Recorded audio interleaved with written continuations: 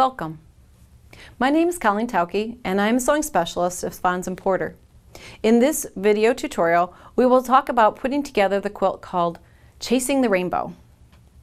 If you want to download or get a hold of this pattern, visit our website. And we're going to be working with 10-inch squares of plush.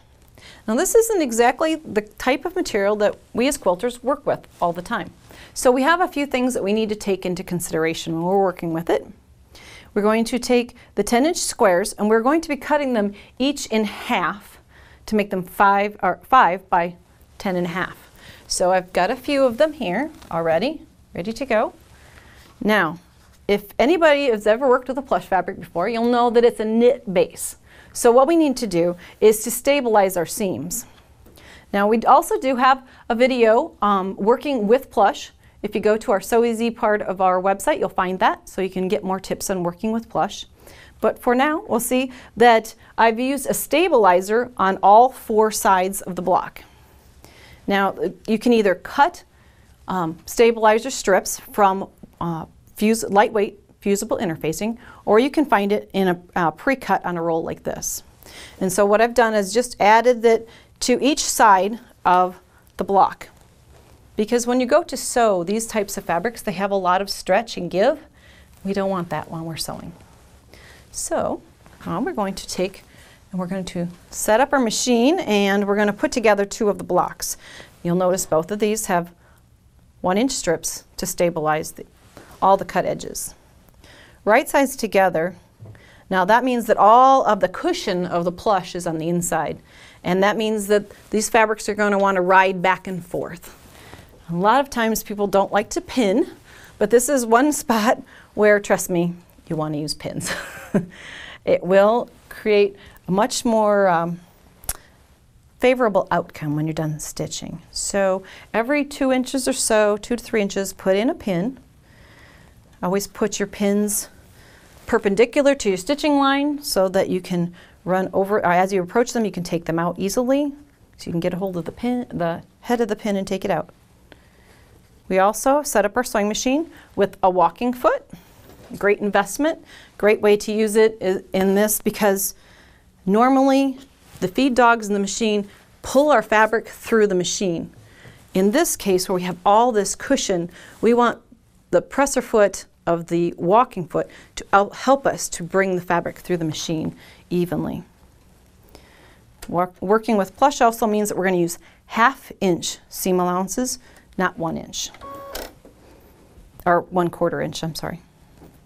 1/4 inch makes them very, very tiny, hard to open up and lay flat. And what we're really going for is a flat product. So I'm running a 1/2-inch seam allowance.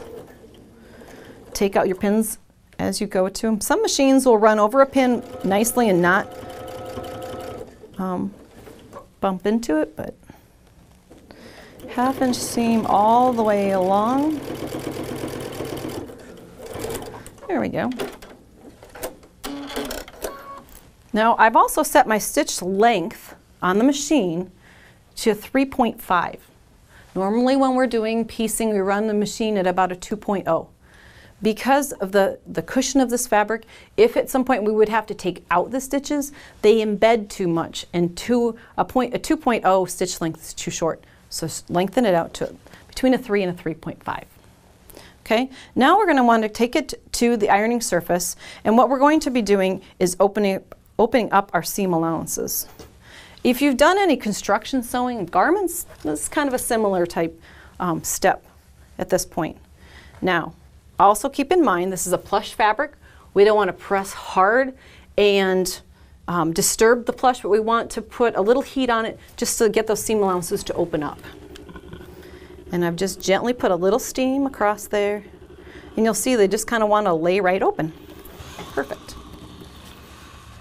Okay. And without damaging the plush at all, we've got a seam allowance that'll lay flat for us. Okay, now we're going to take and create kind of what we call in the quilt world a stack of coins. It's those pieces one on top of the other. Now the other thing to keep in mind is this is a plush fabric, which means it has a nap. A nap means that when you brush across it, all of the fibers have an angle to them. going down. Now if I were to brush upward, you'll notice color changes. So same thing here. You'll want to attach this brushes up. So that means, therefore, I would need to turn this around so that the nap is the same through each of the columns. It's just one of those little things that you learn along the way.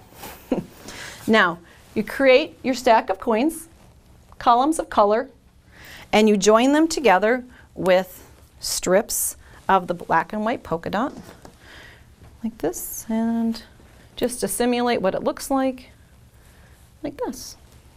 And then when you've got the stacks put together with your two strips down, put your border piece all the way around black and white polka dot. Now, binding with plush is a whole nother game. It's a little bit different than what we do in the quilt world. So we also have a video tutorial on binding with plush. So as not to overwhelm you right now with all the particulars of doing that binding, please visit our So Easy tutorial on binding with plush. Thanks for joining me today.